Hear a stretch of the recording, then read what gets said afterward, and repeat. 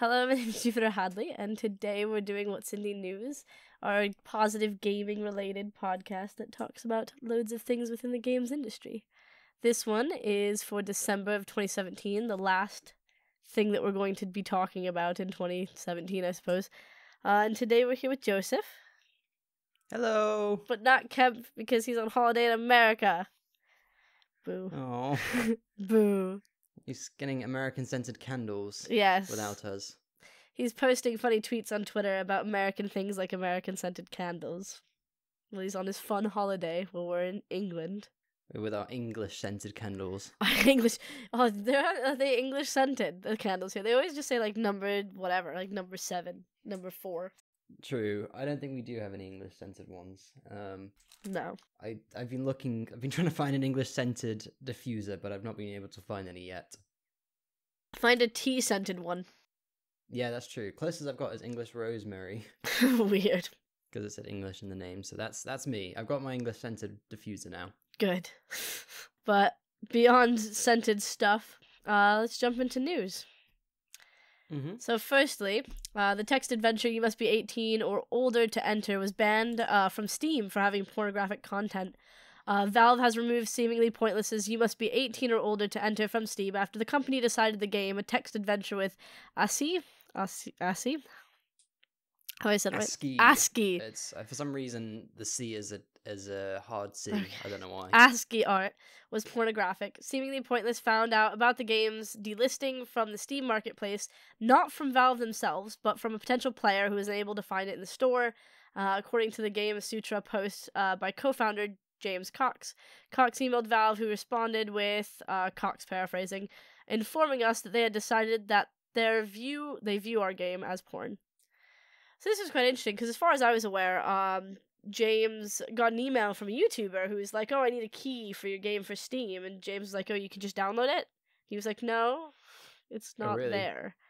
But yeah, James Cox is the guy who made 100 games in 5 years. He's been making tons of content and tons of different little playable experiments, and his game, that specific game, was showcased at loads of events as far as I'm aware, and had a good reception because it was basically a horror game about you viewing porn for the first time. So it didn't have porn in it. It was just a game about a kid's first time viewing porn. But yeah, it was just removed without anything said, which is really unprofessional, just to take down someone's game and not email them as a big website and be like, hey, we've made a decision, your game's not up to our standard. I don't know, it's so weird. Yeah, it's a real blunder on Valve's part for sure. And I think, Valve has had a huge communication issue for a long time. They've been really bad at talking with both developers and players and users even clearly about what they're doing and what's been going on. So it's kind of sad to see it happen again. And I hope Steam I don't know what Valve will do, if they'll really carry on with this at all, because it'd be nice for them to bring it back, but I don't think they are, though. They can be stubborn. Yeah, they don't seem to really care, is the issue. Yeah, it's still available. The game is still available on itch.io, as far as I'm aware. Yeah, it is. It's still available on GameJolt as well. Yeah. I don't know, it's just very interesting to see something removed. I wonder what the definition of pornographic video games are according to Valve, and if that's going to be a public thing, Yeah, even something that's ASCII is, although ASCII art, it's kind of more symbolism of pornography, in my opinion. But if they're gonna take a stance on that and say, hey, we're not having this on Steam. Yeah, I don't know. See what Steam does in the future and what other games end up getting magically removed without being noticed. And it kind of redefines sort of games as art, I suppose. Because I've played a lot of games that I don't know if they'd be considered pornographic under whatever Steam's guidelines are, but they're definitely tiptoeing along that edge, and they're more of games as art. So I wonder if those won't be welcome on Steam. They are doing a lot of changes on Steam, so it's hard to even get on there, especially for smaller developers. Yeah. Who knows? Hopefully we'll see them stabilize a little bit more this year. Yeah, that'd be nice. Touch wood. Would you like to see the next one? So next one was Apple are now opening up their pre-order function, pre-order functionality to all iOS developers. Given in the announcement by Apple, new apps on all Apple platforms can be made available for pre-order when you submit your app and metadata for review in iTunes Connect. When you opt in, you'll choose a download release date that's 2 to 90 days in the future. Once your app is released for download, customers are notified and it will automatically download to their device within 24 hours. So this is something I think has been available for a select few developers, but not for all developers as far as I'm aware. But it's great that any iOS developer can do it, because it's an excellent, having pre-orders and release dates is excellent marketing, so that you can have reviewers and other influencers play your games before it comes out and hopefully try and generate hype. It also gives you like more control, having a sort of release, having a release date. So when you make your app available, there's like, when you put an app on iOS, as far as I'm aware, you have to wait for Apple to sort of check it over. So it must be good to have that sort of release date and plan ahead for the time frame that Apple might take. And then if it does take less time, or if Apple gives it back to you and wants things changed, you still have that build up. It's more of a secure date, you know? Yeah. As opposed to going, oh, well, I'm going to have my app out on the 17th. Guys, look out on the 17th for my app. Keep watching for the 17th. And then you submit it and Apple says no on the 16th. And you're like, oh, I have to resubmit. Yeah. Which is like a thing that people have actually had, like the people that I know have had problems with, where they have like a build that's for both Apple and Android stores, and Apple's like, oh, we're not happy with these bits in that are for Android. And they're like, oh, okay. But to wait for it to get rechecked sometimes throws off the release date. So having a sort of pre-order and then an actual solid release date that it will then come out on is quite nice. Yeah, that's a good point. I've never actually thought of it like that, but it makes a lot of sense, because I guess if you can't put some pre-order there, if you don't have access to this pre-order function, then it kind of just goes up as soon as you, not even as soon as you submit it, but as soon as Apple has approved it, once you've submitted it. So it might come out, say you want it to come out like in 5 days' time. If Apple approves it within a day, then it's already up there. You're like, oh, great. It's kind of jumped the gun a little bit. Yeah, I didn't do any of my marketing yet. I haven't built a hype. I need that hype train. There's no one there expecting my game. Yeah. Thanks, Apple. Thanks, Apple. Yeah, it's definitely a good feature. Yeah. I wonder how many people will actually pre-order apps on iOS. I would be interested to actually see those metrics as well. Because I heard a lot of people don't tend to pre-order stuff. Yeah, because I guess from a more hardcore audience, so like PC audiences and console audiences, pre-orders are a usual thing. But for casual users, like people who download games, how popular is it going to be to want to pre-order something? It makes sense to be more of a wish list function. That is a good... You should work for Apple. That's a good idea. Hi, Apple, hire me. That is... No, just buy my ideas, actually. I don't really want a job. just buy my ideas. I'll bill you. You'll be a consultant. Be a consultant. A freelance consultant, so I don't have to come in every day. Yeah, exactly. Wonderful. Then I can keep recording stuff like this podcast. Yeah. Please. Yeah. Yeah. Don't go. Don't go to Apple. Don't leave Jupiter. I'm not gonna leave. Okay, good. Moving on away from Apple. The Video Game Look Club, that's something that we've talked about quite a bit on the show, has changed its format. A collection of individuals who help to promote and play indie titles, that's what the Video Game Look Club's about, have announced a new format for their picks of the games that they display. They're moving to a quarterly format where 2 or 3 games will be featured each quarter. So in case you didn't know, before, there was a different game picked every month, and then everyone played that game. The Video Game Look Club creates GIFs about the game and ways that you can share the game to other people, and then that happens. People play it. There's a lot of a boost in like media, boost in plays, boost in sales, hopefully, because they're always paid games. And then that boost, I don't know, it's very helpful for developers, obviously, but it used to be one game every month. Now it's a couple of games every quarter. I believe they're still having the games picked by different people within the industry, and they're supposed to be lesser known games up on itch. So yeah, they're changed. I'm not sure how I feel about it, because I kind of like the idea of a monthly sort of video game club, but I guess quarterly will give people more time to sort of play them all. Yeah, I don't know. I guess that was the main thing, is that it's especially for developers, I imagine they might not have too much time to finish a lot of games, so giving them a bit more time to be able to look at them and play them and even discuss them, I think was kind of the main thing, because that's kind of what Video Game Look Club's all about, is the discussion, and it seems like it's, you know, all about kind of providing almost feedback and then and talking about why they like it and what they don't like, and so it makes sense to me, although I understand why you might miss the monthly structure. I don't know, it felt more like a little book club that, you know, you could be a part of.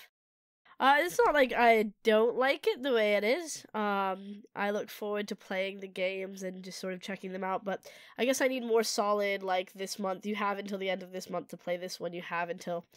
But I don't know. I think it's still a great community, and they're doing wonderful things. They've, like, really helped promote a lot of games, and games have found publishers, even.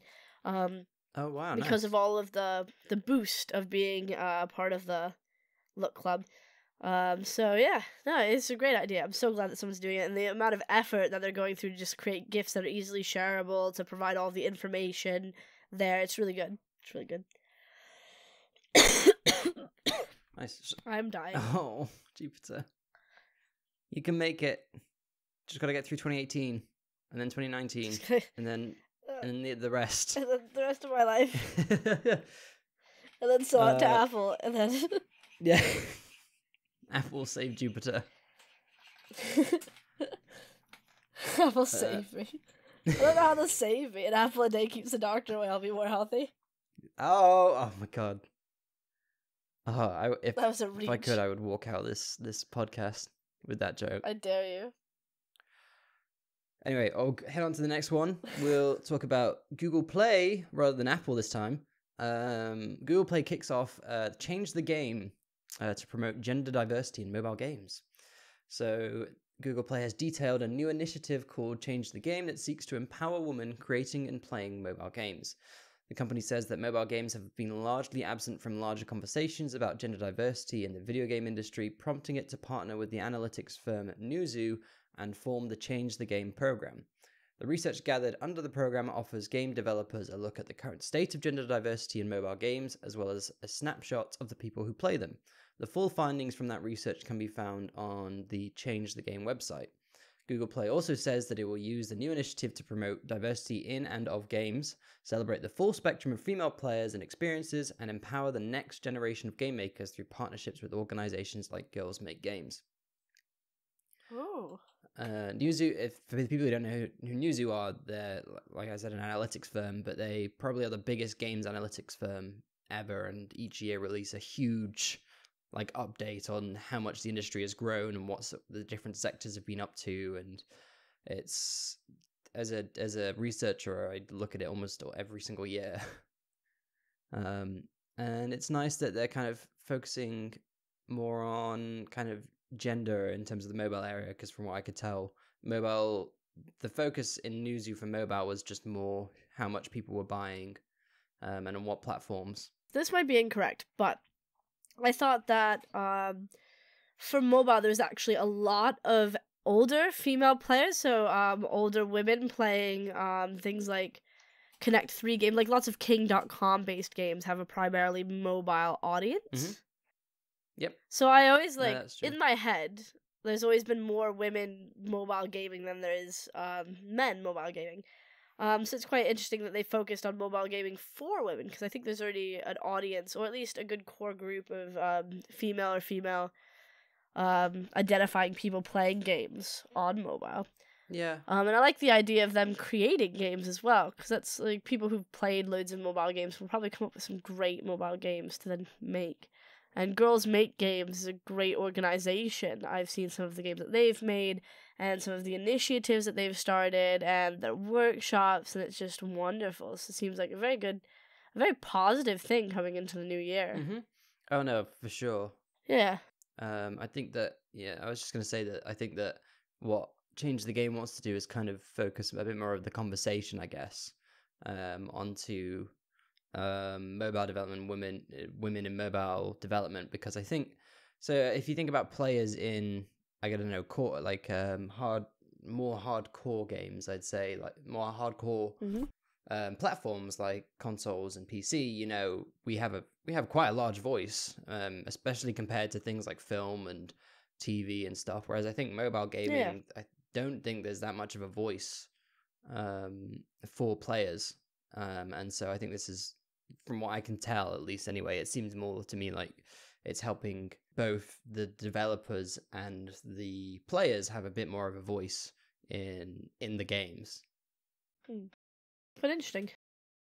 Yeah, I'm looking forward to seeing how it goes. Seeing what happens. How many more games? I wonder how many more games made for women will show up. Because that's an interesting thing. There's a lot of games that are made specifically with men in mind, and there's a lot of really crappy games made specifically with women in mind. And I wonder how many more games will be made with women in mind. If that makes sense. Yeah, I'm hoping a lot more. Yeah. Even then, I'd say a lot of the games made for men in mind are pretty crappy. Yeah, that's true. But I mean, like, I went to a talk by Kate Gray a while ago. Probably about this time last year. So January of last year. And she talked about some games that I'd played when I was younger. And they were games made for girls. They were targeted at girls. But looking back, they're not good. Well, even thinking about it at the time, they weren't good games. A lot of them were like very simplistic dress-up games, which is fine. It's fine to have simplistic dress-up games, but not having like variety in the clothes or variety in the types of girls or just stuff like that makes the game, and no gameplay. You're literally just dressing her up, that sort of thing. And I never had realized at these games that I was given because I was a girl, they weren't fun to me, and I was like, oh, well, I'm more of a tomboy because they're not fun. The things that girls should have aren't fun, so I don't like girl games. I like boy games. I didn't really realize that it was just these games are badly designed. It's got nothing to do with me being a girl. It's just this game has no gameplay. Like, that's why I don't like the girl game, because there's no actual gameplay in it. As opposed to, I don't like the girl game because I don't know, don't like playing dress up. I like playing, I'm a girl, I'm a little kid. Like, obviously you'd like that. Yeah. I don't know, so it was just weird listening to that talk and realizing how different the same age group but male-targeted games for the same age group had so much more depth in them. So I'm hoping more games just have depth but are made with women in mind. Much like Ruya. Ruya is the game that comes to mind when I talk about that sort of thing. It's a mobile game. I've talked about it a lot. And it's sort of a match 3 type, well, not really a match 3, but a sort of matching type game that's not a matching type game. It's got unique aspects to it. But the developer made it with women in mind. He made something that he wanted his sister, his girlfriend, his mother to play. And it comes across as this, like, really deep, it has a great story with it, cute game, and it's a great experience. Yeah. And I hope more games come out like that. Yeah, I'm hoping that this initiative will bring some of those as well. It's probably my favorite mobile game of 2017. Of 2017, if we're gonna talk about favorite games, throw that out there. I'm gonna mention it again probably because it's my favorite mobile game. Anyway, on to the next topic. Devs release the Curious Expeditions game content on GitHub. So this new release from developer Machine Mensch, I'm hoping I have not butchered that name, includes all the image files of the game, which has become noted for its dazzling pixel art style. Machine Mesh's co-founder Johan Christman, I'm sorry again, said, "We have been successful with the game beyond our hopes and now want to give something back to the creative game development community. This is why we have decided to release our game's content as open source. We would like to encourage you to use the many image files for your own prototypes or game jams. Your usage of our content can be completely unrelated to modding the Curious Expedition, as long as you adhere to the Creative Commons Attribution Non-Commercial 4.0 license." And just quickly a footnote that the license allows people to share and adapt any material provided. However, The content must be given appropriate credit, provide a link to the license, and indicate if any changes were made, as well as that the material must not be used for commercial purposes. But saying that, having free assets for prototyping, especially such gorgeous assets from the Curious Expedition, is always a super plus. Like, I've used a lot of assets I found online for helping prototype and things like that, and especially useful for game jams when you don't have an artist. No, I'm really a big fan of anyone releasing their stuff as open source. I feel like releasing any of your work into the world and saying that other people can use it is such a lovely thing to do, and it's a great way to give back to the community. And these assets are beautiful, and having beautiful assets brings a level of polish to your game, especially in game jams where you don't have time, where you can't make such detailed bits of art. And it's also really good for just learning, for looking at and understanding sort of. It's motivating. So I made some games ages ago, and one of the least motivating things for me was I wanted to make my own assets, and making my own assets, I was so bad at it that I didn't like looking at what I'd made. This is so ugly. Then eventually I just used some download. I believe I used Kenny as assets, because Kenny makes loads of assets on the internet that he lets you use for free, and you can use them for non-commercial purposes, same license. And it was just so much better seeing my game with proper art in it, and it made me feel so much better about what I was creating. So it's great that they've just released all of this, and they're okay with people using it. No, I would like to echo that point completely. Whenever I've made games and doing the, like, what's called the white build is kind of nice, and you get a nice feel for it. But then as soon as you have textures in, it kind of like brings it all together so much more than anything else could. And if you're caught up trying to make the perfect textures for it, especially someone like me who has very little artistic experience, it can be quite, like you said, disheartening to try and put it in and realize, oh, this looks terrible. So having these assets available is extremely motivating and helpful, for sure, completely. All right, should we go on to the next story? This will be a fun one. The World Health Organization recognizes gaming disorder as a disease. The World Health Organization has launched the beta of its latest international compendium of diseases revision, and currently includes a section on video games addiction. Gaming disorder, according to the first draft of this document, is defined as a pattern of persistent or recurrent gaming behavior, where the player may give video games priority over other aspects of life, or continue playing for longer periods, despite the occurrence of negative consequences. The listing continues, the behavior pattern is of sufficient severity to result to significant impairment in personal, family, social, educational, occupational, or other important areas of functioning. The pattern of gaming behavior may be continuous or episodic and recurrent. It should be noted that this is a draft and has not been approved by WHO, and will be updated on a daily basis before the revision is made final and released later in 2018. Yeah, this is an interesting one.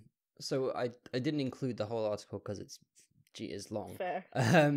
But it says the gaming behavior and other features are normally evident over a period of at least 12 months. So in order for a diagnosis to be assigned, you need to kind of monitor people's behavior over a 12-month period.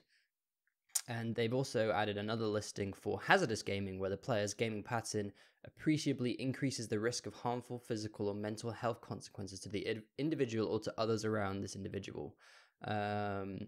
Perhaps from the amount of time spent in this activity or the neglect of other activities. So if you were responsible for another person and you were playing games rather than taking care of that responsibility, then I guess that would come under the branch of hazardous gaming. And I think it seems like people are a little bit split on it. I find it interesting that it's like over the course of 12 months, so it can't just be like a phase. Mm-hmm. Like, oh, Minecraft came out. I don't know any names of games that have come out recently.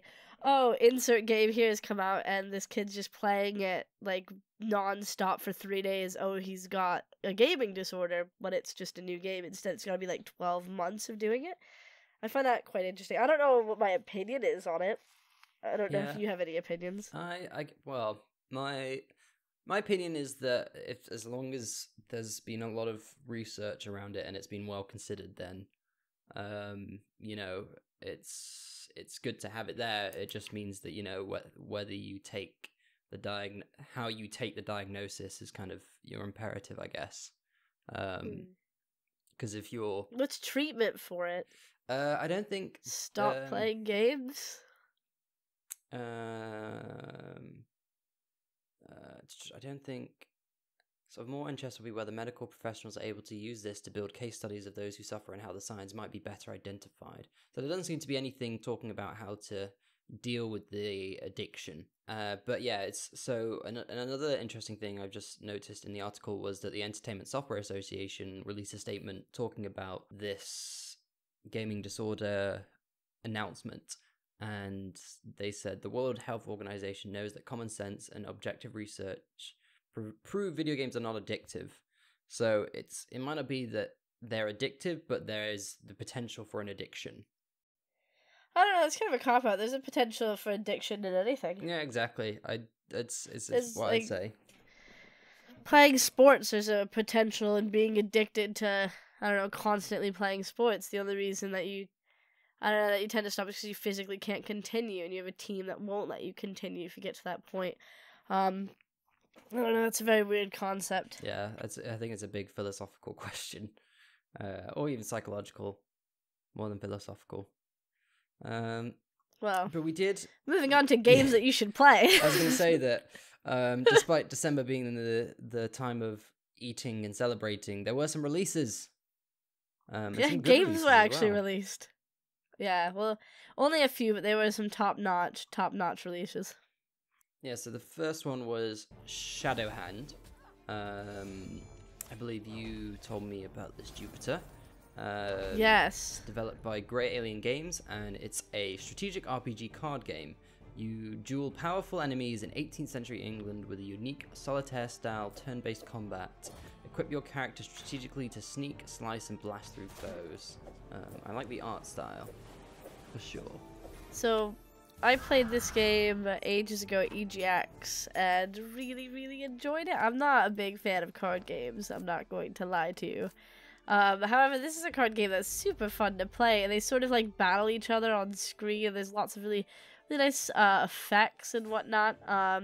So this is combining a historical visual novel narrative with a card-driven RPG. Shadowhand's story spans 22 chapters of atmospheric locations, including stormy coastlines, mysterious woods, and gloomy manors. And I believe this is all based around places in England as well. Featuring over 150 levels of elegant and intense single-player card action, players must dodge the law and brawl out outlaws in turn-based combat, gaining abilities to customize their character and collect new weapons, gear, and loot.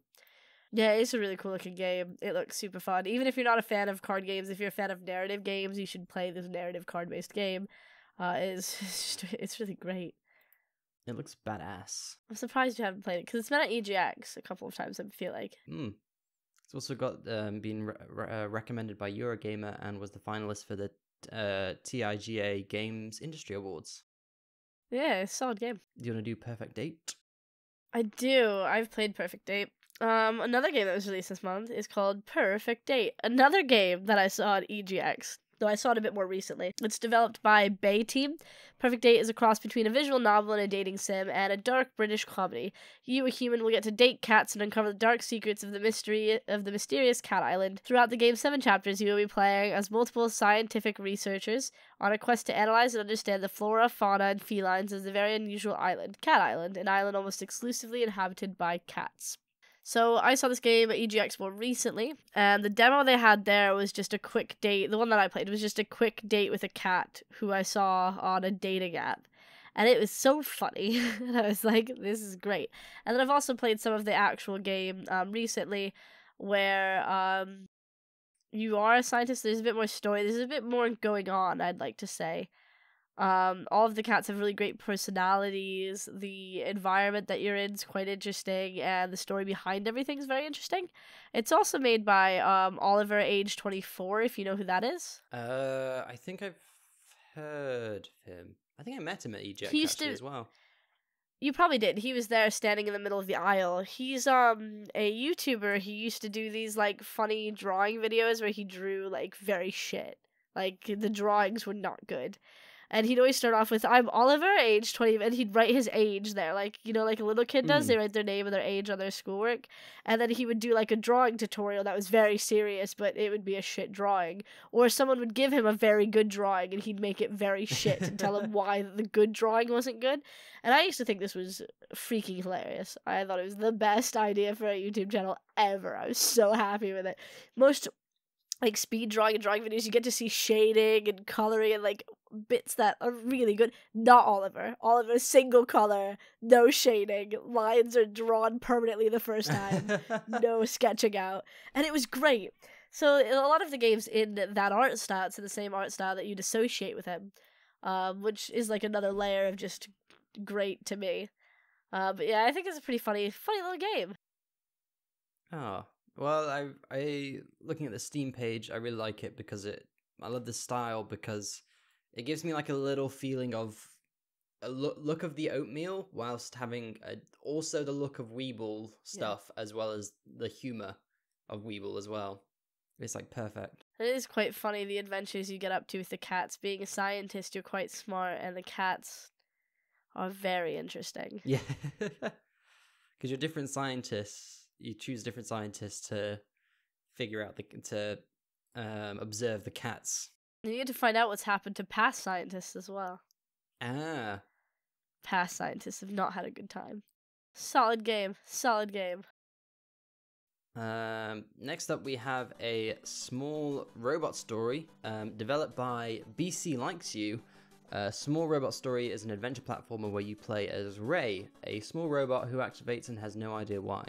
So you need to set out and find out what's up with a heavy emphasis on story. A small robot story will take you through forests, factories, caves, laboratories, and more. It's like it almost reminds me of Mega Man a little bit. Yeah, it looks very retro. So I played the demo of this game ages ago and was very excited that they continued it and then like made a full game out of it. It's really adorable. There's so much personality to Little Robot. That's what I remember most of all out of this game. Is just your main character is as confused to why they're here as you are, and they just want to figure out what's happening, what their life is, and everything's like attacking you, and the robots are attacking you, and it's shocking to them. Oh. But yeah, it's a really great little puzzle platformer, and it's not too expensive. It's £4 on Steam. Oh yeah, it is. It's definitely worth a play. Yeah, it's just a really great little game. Get it. Get it. Or support little robots. Support little robot stories. Support small robot stories that are confused as to what's happening. Yeah, it's a challenging game, but there's 16 Steve achievements. Play it until you get them all. And then you can get the badge. Yeah, you can. That's not how badges work. I don't know how badges work. I've been You trying get to figure badges them by out. using trading cards. Do you get trading cards for badges? Trust me, I'm a level like 500 on Steam or something. What you are? Oh yeah, I used to do the whole badge thing. I used to collect cards and trade cards with people and get all the badges. I've got badges for games I've never even played. Oh really? Yeah, like Left 4 Dead. I've got like the max badge for Left 4 Dead despite never opening Left 4 Dead. Wow. I don't think I even have a badge for Left 4 Dead. Moving on to some things to look out for. BBC opens VR studio, BBC VR Hub. That's a very fitting name. Yeah. The BBC is opening a new VR studio dubbed the BBC VR Hub with the aim of pushing VR out to more mainstream audiences. In a blog post about the studio, the VR Hub's head of content commissioning Watson, sorry if I said either of those wrong, says that the team would be focusing on a small number of high-impact pieces that have broad mainstream appeal. The BBC has been flirting with virtual reality for a while and has already released VR experiences on the Oculus Rift, Samsung Gear VR, and Google Daydream with Home, a VR spacewalk launching for the HTC Vive today. Yeah, I know it's not really super indie stuff, but I thought it'd be interesting for people to hear about, more and more people are investing in VR. Yeah, VR might be the future after all. Yeah, well, when was it first commercially released? It was almost 2 years ago now. Yeah. and it's still a big thing. Even with I know the HTC Vive have already almost ready to release their second version of their headset and controllers, which is wireless. The headset's wireless and has double the resolution. That's very good. Make things a whole lot easier. Just not having wires and having a better resolution. No, exactly. Because I imagine it can be quite immersion breaking when you have to worry about the wire and whether you're tripping over it or if it's in the way or you might be pulling on something. But yeah, VR seems like it's going well. And AR as well, actually, is doing, as far as I can tell from what I've seen, is that AR is also having a big push as well. So I know Apple released their iPhone, which has AR in it. Yeah, their AR kit. Yeah. I think we spoke about this previously. And there's games that have been developed and released that have AR heavily integrated. It's quite interesting seeing just how the industry moves as a whole and how, like, obviously this isn't something indie, this is the BBC, but the BBC is recognizing the purpose of VR and recognizing the value of it, I suppose, and creating a hub along with it, because obviously the bigger players, I suppose, in games have a sort of tug on where the industry goes and on what happens, and a lot of indies just follow those sort of trends because it's what you gotta do. So it's nice that they're pulling on VR, something that a lot of indies have invested in. Yeah, well, I was just thinking back to Jamchester, and I remember there were 2 teams who used AR, who made AR games at a game jam, and I was completely amazed. And then there was at least 1 or 2 teams who did VR as well, which was just, it just goes to show that, you know, it's kind of, it's big, it's getting big, and people are interested in it. The more this happens, the more I'm going to think about getting a VR and then not get a VR. Yeah, it means you'll have more games, more game jam games you'll have to play. Yeah, I just don't have the space for it. That's my issue. I can't dedicate space to it. All right, let's go into the best part of the podcast, which is the charity hype. Hype train. Hype train! So, GameIndustry.biz each year has their People of the Year, where they kind of outline some of the industry's top contributors or most interesting people. And this year, they've chosen one of their People of the Year as Special Effect. Yeah. And so, we've spoken about Special Effect a lot, and they're probably one of the biggest gaming charities out there, but just for the people who don't know, Special Effect builds and distributes special technology that allows those with physical disabilities to enjoy the video games they love, which is a fantastic thing, you know, video games. No, it's really amazing. I find it very, as sad as it is, I find it very hard to see myself not feeling happy whilst not being able to play games. So I think it's really amazing that there's a group of people who are trying really hard to reach out to people who find it harder to get into the industry and play games and provide them with the equipment they need so that they can play with the rest of us. And GameIndustry.biz also spoke out to Dr. Mick Donegan, and he said, "This year has been busier than ever. The number of face-to-face assessments and support visits we've been able to make this year has increased tenfold since we started back in 2007, approaching 400 this year, and we're now helping disabled gamers all over the world through online one-to-one support to join in with the rest of us. The increasingly generous support of gamers in the industry has been invaluable in enabling us to take on the extra staffing we need to keep up with the increasing demand, as well as helping to pay for the amount of equipment we need to loan out. In addition, the extra collaboration we've had with developers has enabled us to make some mainstream games more accessible. For example, we've collaborated with Double Fine to help make both Day of the Tentacle and Broken Age completely gaze controllable. Now even those people who are paralyzed and can only move their eyes, such as someone with locked-in syndrome, can enjoy these games by using a wide range of gaze trackers, including the low-cost mainstream Tobii IX and 4C gaze trackers." It's really amazing. It's really amazing that bigger mainstream games, game developers have started thinking more about accessibility and have started changing games so that they can be played by a more wider audience of people who might be in the minority but who want to enjoy the games either way. Yeah. So, well done, Special Effect, and looking forward to seeing what they do next year. I imagine they have a lot more planned. Oh, yes. You can, like, a lot of events that happen around England especially will have special effect events or like have special effect booths. So EGX has one, I believe. I can't quite think of events off the top of my head that have had booths, but they have booths is the important bit. And you can go and see just sort of the technology that they're giving to people who need it. And you can try some of these like eye tracking games and you can check them out for yourself, which is a really cool experience. I think I've looked at them at Insomnia, at quite a few different events here and there. And it's always interesting seeing how games can be played in a way that's not holding a controller, and then also just hearing about some of the stories and the people that they've helped. It's really heartwarming. It's really, really wonderful. Yeah, and if you're interested in learning more, be sure to check out their website. You can Google special effect, and they'll probably be the #1 result. And if I remembered, there's probably a link in the description. Also, the Jingle Jam 2017 raised a record-breaking $5 million for charity.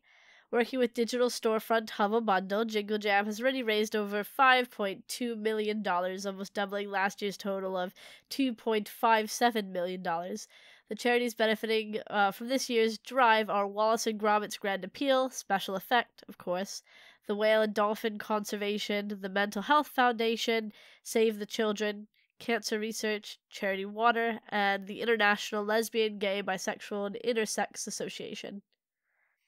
Yeah, so for those who don't know, Jingle Jam is the Yogscast's charity drive that they do throughout the entirety of December. And as part of it, they work with Humble Bundle to create this bundle of games. And I remember there being, I think it was like $800 worth of games, and you could buy it for what, $20? Yeah. And these are all kind of developers who have come in and said, yep, we'll either make some content. So a lot of developers make special content, Yogscast themed content for the Humble Bundle, or just actually provide them with game keys for free so that they can help raise money for charity. And I think they keep getting more and more people involved, and it keeps getting bigger and bigger. And as you can see, they keep raising more and more money. It's really great, though. The Yogscast obviously is a well-known name. They're people that have been just sort of YouTubing for ages and ages and ages, and it's great that they still take the time to do live streams to give back, to set up these sort of charity things, and just really help the community. It's wonderful. Yeah, and with all the charities they've helped as well, it's just been a lovely, lovely, lovely contribution. Yes. All right, should we go on to the fun stuff? On to some fun stuff, yeah. So, fun stuff, we're going to talk about our games of the year. Oh boy. Games of the year. We're going to define what Jupiter's games of the year means real quick. I play a lot of games, and these that I'm going to talk about, I've picked 3.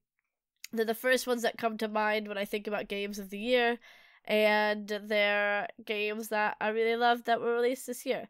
They are not Game Jam games. They are games that were released. If we were going to pick my favorite game that I've touched this year and I've played this year, it would be much, much harder. So these are released games. Released games from this year. Mm-hmm. Cool. Glad we got the definition out of there. My first game of the year would be Ruya, which I've already spoke about. It's a meditative mobile game where you sort of match things to grow in a garden. I've talked about it so much. It's one of my favorite games. It's so relaxing. It's got a great story behind it. The team behind it are wonderful. It's just an all-around fantastic game. They're going to release for Android soon. They've already released for iOS. That's why it counts. I already have an Android build, so I don't mind that they haven't released it for Android yet. But it's a wonderful game. You should get it if you have iOS. It's only a couple of dollars, and it's well worth every cent. I recently got a Nintendo Switch, which means I have about 6 games on Nintendo Switch. My favorite game so far that I've played on Nintendo Switch is called Dimension Drive. I've played the PC version of this game ages ago and then more recently, but now I've played the Switch version, and it's lovely. It's this sort of bullet hell shooter where you play, it's best played in 2-player in my opinion, and basically you have 2 different sides of the screen. So it's split screen, and you can teleport between either side, and you'll need to do that to reload your weapon. So once your weapon's out of power, you need to go to the other side. But there's also, like, environmental things that are in the way. There's tons of boss fights. There's a storyline, a great narrative. There's so much more going on. and it's just really great. It's the developers made the game by playing all of the different bullet hell games and shooter games they could find, and then combining the best aspects of everything and some of their own stuff into it. And I think they've done just a brilliant job, and it feels great on the Switch. I can disconnect the controllers, give one to someone who wants to play with me, and we can just play. I normally need someone to play with because I need to be carried. I'm not that good, but I have a great time. I think it's very unique. My favorite PC game is Overcooked. There's obvious reasons for this. I love Overcooked. Overcooked's great. I think Overcooked's the best game ever. I love forcing my friends to play Overcooked. And, if you don't know what Overcooked is a chaotic game where everyone needs to cook to feed all of the people as fast as possible, and you get to chop stuff, and sometimes you're on icebergs, and then you fall off and you die with all the fish and chips, and you have to wait to respawn, and that's annoying. But it's a really fun, chaotic, great game that I've been following for ages before it was out, and I really enjoyed it. I also have an Xbox, so I feel like I should talk about like my Xbox game, but I can't remember what it's called. Air Memories of Old. Basically, this is a game where you are on a voyage to go through this very beautiful world, and you can turn into a bird at any point and fly through it, which is really cool. So the gods are all forgotten. No one remembers who they are. They were lost in events that destroyed the entire world, and all there's left is fragments of islands in the sky. And you're on a journey to sort of discover what's happened to the land of gods. You're one of the last few shapeshifters, so you're able to turn into a bird and look around, and you sort of uncover secrets and try to save the world as you know it. It's great. It's relaxing. It's really fun. Okay. There are loads of good games that actually came out in 2017 that I haven't had a chance to play. So here's how it is. Such as Hellblade: Senua's Secret Sacrifice. There was Little Nightmares. I really want to play that. But out of the ones I have played that did come out this year, first of all is Dead Cells. Dead Cells I only managed to really get a hold of a couple months ago, but it's an amazing... So the way I describe it, it's not very unique. It's a roguelike 2D platforming game. Action platformer. And you basically go through different stages, and you can go through different routes, and you try and collect money that you can then spend on stuff, but if you die, you lose all that money, or all the, I think they're called orbs. Mm-hmm. It's for upgrading weapons and giving yourself better starting gear when you respawn.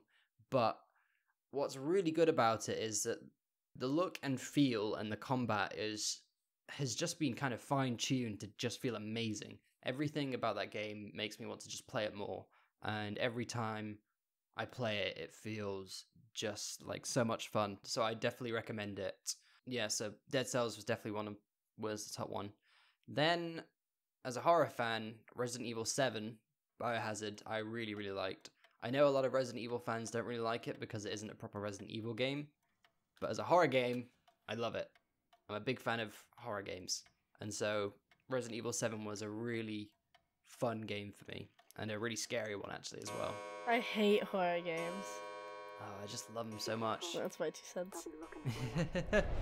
And then after that, Hollow Knight. I didn't really expect much from Hollow Knight, but I was really pleasantly surprised, and I've not finished it, but I'm loving every minute of it. I love the world they built, the aesthetics they have, the combat, and... I love the soul jar. That's my favorite thing about Hollow Knight. It's the way death works.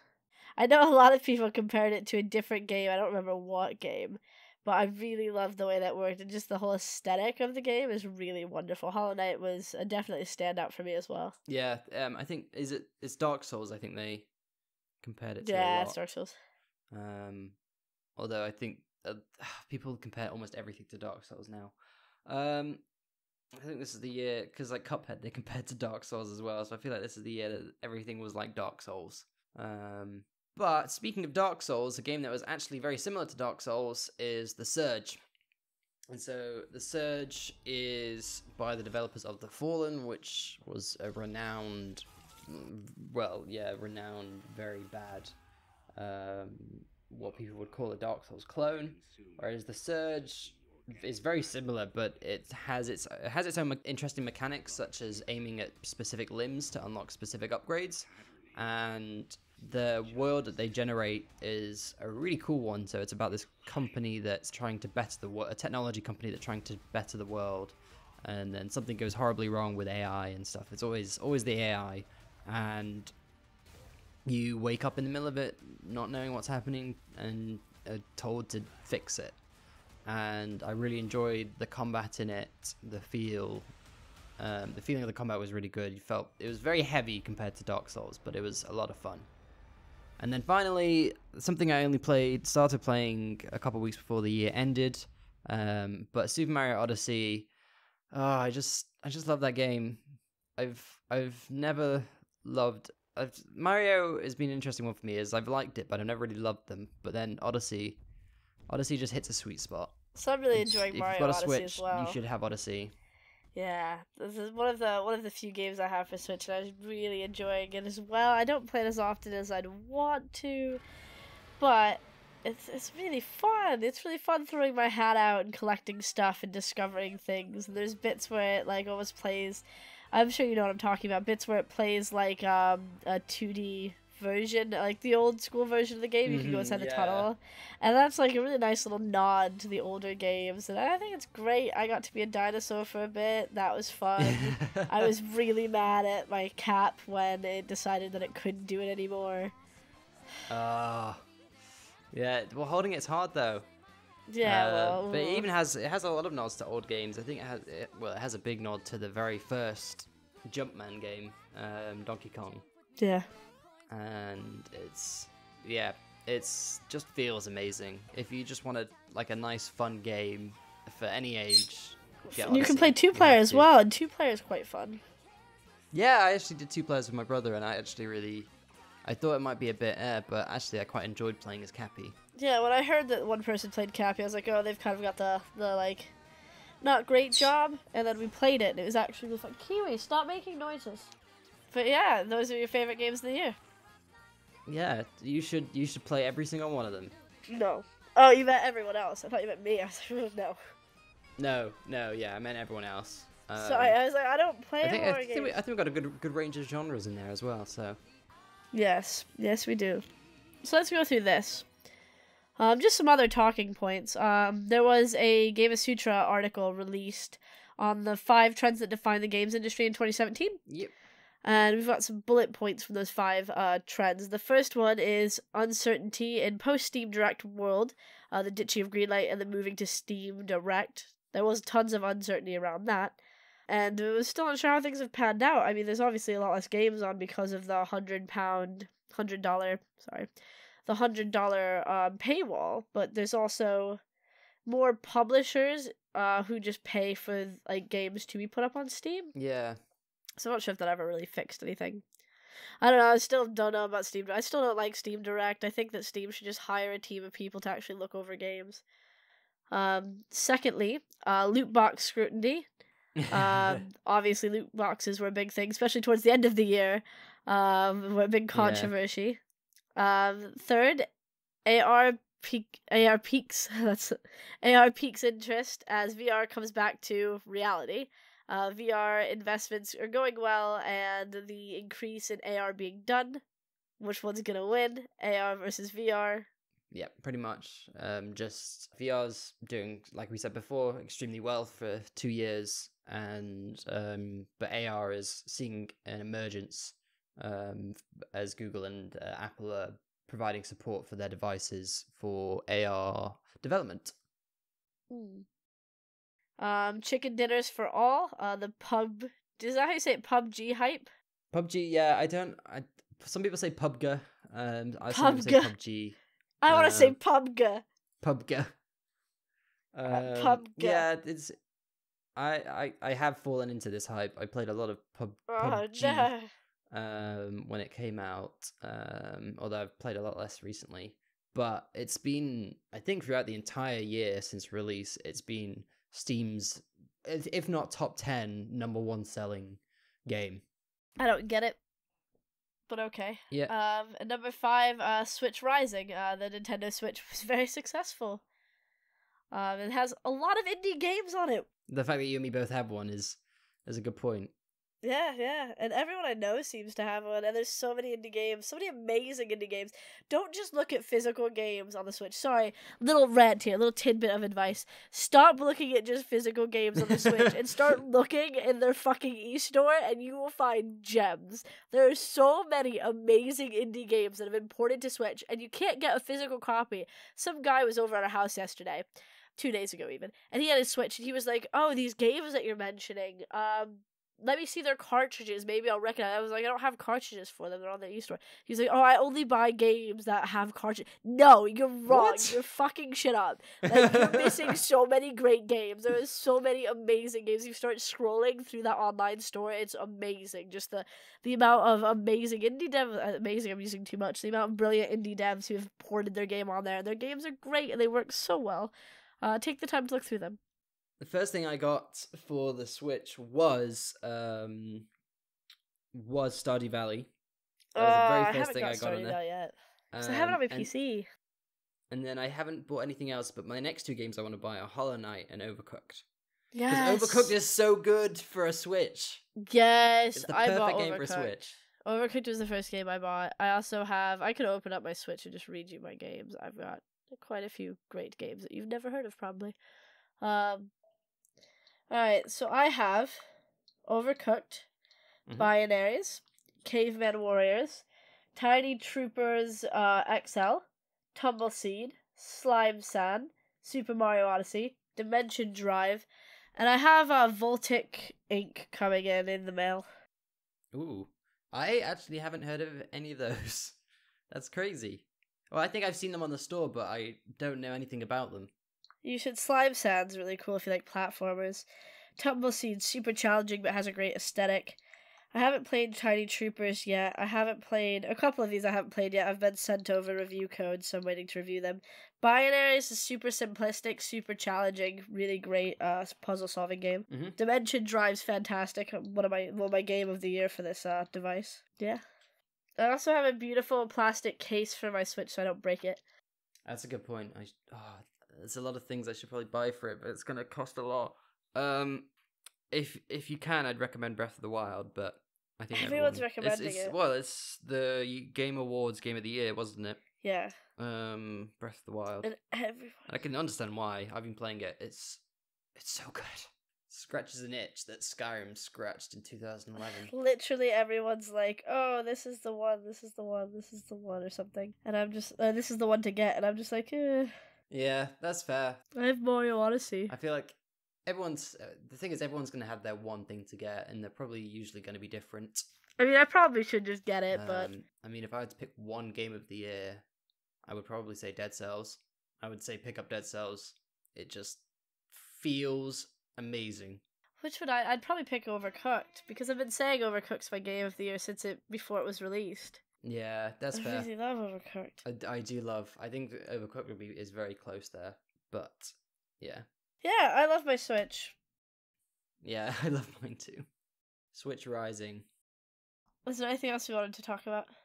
A talking point I wanted to talk about was that Chet Felicek, I'm really sorry if I've murdered your name, and his team at both studios are hard at work reinventing games narrative through artificial intelligence, and it sounds like the technology they're creating could be made available to other developers interested in experimenting with it.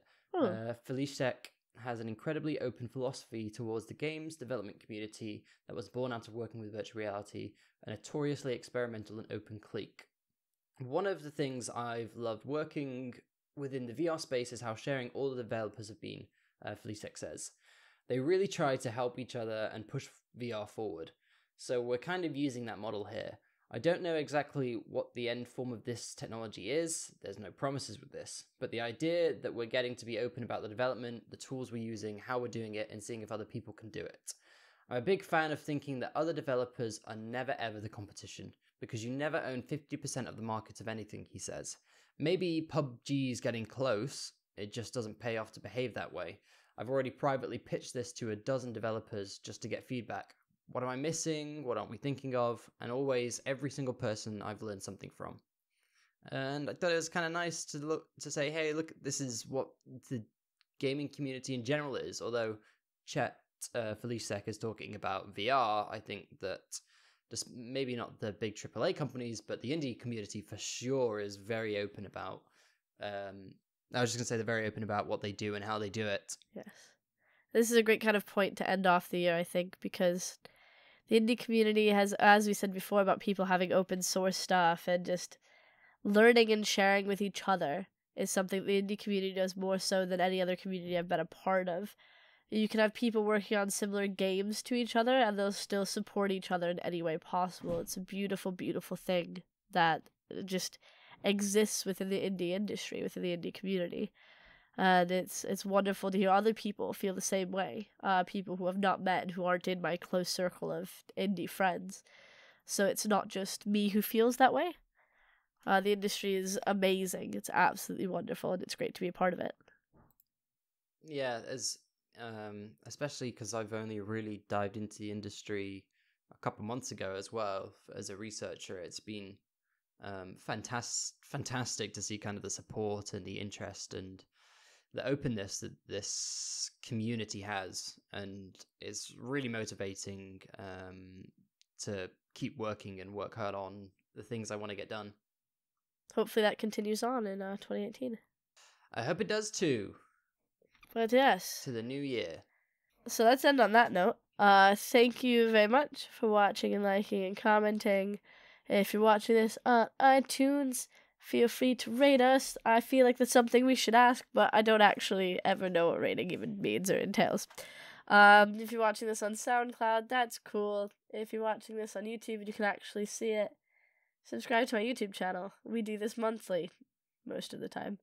And it's been a great 2017. It was great to see how this went, and I think it's going quite all right for a podcast. I feel like we need to do it more regularly is the biggest bit of feedback, but I'm not sure if that'll work with the time that I have in a month.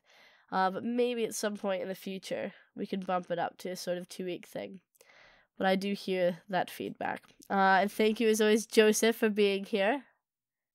Thank you very much for having me. It's a pleasure as always. Yes, if you want to check Joseph out, his link to his Twitter will be in the description. If you're curious as to who Kemp is, for whatever reason this is your first time watching this, Kemp's link will be in the description. And there's also a link to our Discord, as well as most of the stuff that we've mentioned in this. If you want to join our Discord and talk to us and discuss news or tell us about the game that you released this month so that we can talk about it or stuff like that, feel free to drop us a line. Yeah, that's about it. Yeah. Thank you very much for listening again. Yeah, thank you very much for listening again. Bye. Bye.